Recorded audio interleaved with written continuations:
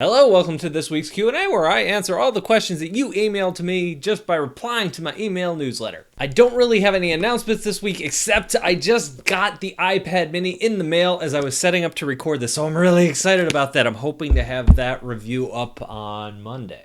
So on to the questions. This question is from Taberka. I'm sorry if I'm mispronouncing your name there. The question is, I've recently picked up Clip Studio Paint Pro as my 30-day trial was running out, and also saw that it had a 50% off offer. I love it, and I already bought it, but I was wondering, what do you think about it? And I love Clip Studio Pro, but I haven't used it as much as I used to. When I first started my YouTube channel, Clip Studio was it was called Manga Studio at the time, but it was one of my go-to painting apps, and I've used it less and less and less over the last couple of years. I think a lot of that has to do with switching over to the iPad, and I still have a Photoshop license, and I like painting in Photoshop as well, but Clip Studio is fantastic, and at some point I should probably do more videos about it. Mostly because it has all of the power of Photoshop, but it doesn't have all of the price of Photoshop. It's a one-time purchase. Unless you go for the iPad, I think that's an annual purchase, but it's so much more affordable than Photoshop. First question is from Jeff, and he asked, what screen drawing tablet would you recommend for about $600? I'm leaning towards the 10.5-inch iPad Pro.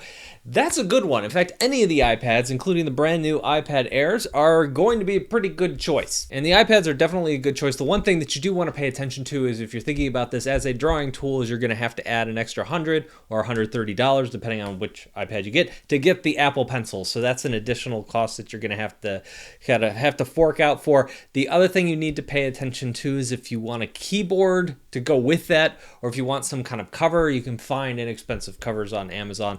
But those are additional costs that go along with it. If you're looking for something that attaches to the computer in that price range, taking a look at the new Cintiq 16, that is really good. Or also the XP Pen 15.6 Pro. I may have messed it up. The latest 16-inch XP Pen tablet is also very good, and it's even further below that $600 mark. Edward asks, I enjoy drawing on my iPad and using Procreate and following other YouTubers' lectures. However, I would like to expedite my learning curve. Have you ever thought about personally giving lectures or classes regionally where people would bring their own iPads, etc.? Probably not for now. I like the courses and the YouTube videos because they can be served up to more people than traveling to one location and planning and organizing events. I've done event organizing in the past, and that's a lot of work. So for now, I think I'm just going to stick to the videos and courses. In my previous life as a web designer, I worked with a lot of entrepreneurs, and whenever I talk to them, they give me all sorts of advice on how to make money, and I think, oh no, that sounds like a lot of work, guys. Things like doing more expensive kind of hands-on training courses. Maybe at some point I'd do something like that. I don't feel like I'm quite good enough of an illustrator to go out and teach like high level courses yet. A lot of the courses that I have on Udemy are in depth, but they're really geared towards beginning illustrators. They're not geared towards kind of that intermediate level or the higher level type thing, because I'm not at that higher level yet. That's what my Brad Goes Back to Art School series that I posted in my newsletter this week is all about, is getting better. So for now, no, I don't have any plans on, kind of going out, doing more teaching or doing kind of higher end stuff. Just keep doing what I've been doing on YouTube. This question is from Fatima, and they say they've taken my character drawing course on Udemy, and they want to know if the poses and techniques and things like that I teach in the course, which is all geared around creating human cartoon characters, if those things can be applied to animals and backgrounds and environments. And the short answer for that is yes. The long answer for that is it would probably need to be modified. I think on some level, since we're going over how to create faces and how to make faces different from each other, you see this in animations all the time. If you have a group of cats instead of a group of humans, you could do the same kind of things to customize those animals to make them different from each other. But at the same time, you would probably have to learn how to draw cat legs and cat tails and things like that to make them look more like cats and less like humans. So yes and no, it's a very similar idea, especially when we get into the finishing things like using contrast and colors and that sort of thing. But there are going to be some differences. Diego asks, I have a question about the new iPad Pro 2018 compared to the 2017 model. He works with a canvas that is 7,000 pixels by 5,000 pixels and at 300 dpi, and in that size, Procreate allows him only to work with 11 layers because Procreate limits the number of layers you can have based on your canvas size. He thought that the new iPad Pro 2018 would improve that, but last weekend he went to the store, found a demo unit with Procreate on it, and tried it out, and it did not. He still only had the same 11 layers, and he's wondering why that is. So the short answer is I don't know why that is. The long answer is I think it might have something to do with how much RAM is on the iPad. There's not much.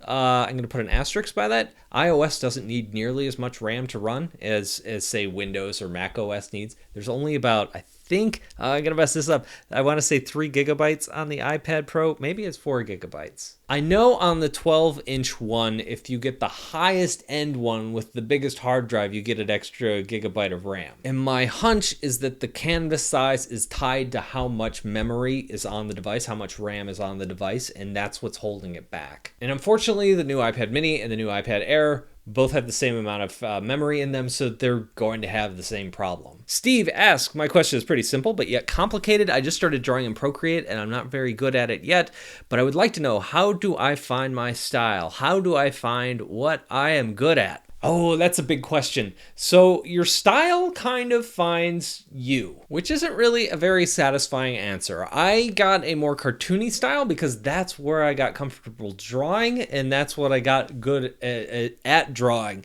And now, through my own kind of training, I'm trying to get rid of some of those bad habits. A lot of my style came from, oh, I can't draw hands, so I'm going to draw something like this. Or I'm not very good at drawing body proportions, or things just look too fake if I try to draw like a realistic running motion, so I'm going to make it more cartoony. So I started picking up a lot of bad habits, and that is now my style. And now I'm trying to break out of that style. So I would say don't worry too much about style. Your style will come with time. Just focus on the fundamentals and keep practicing your drawing, and your style will come. It takes a lot of patience and a lot of practice, and I know that's not a fun answer, but it's just kind of the way it is. Supercraft said, hey Brad, in your gear video you said that you can't always use the Cintiq.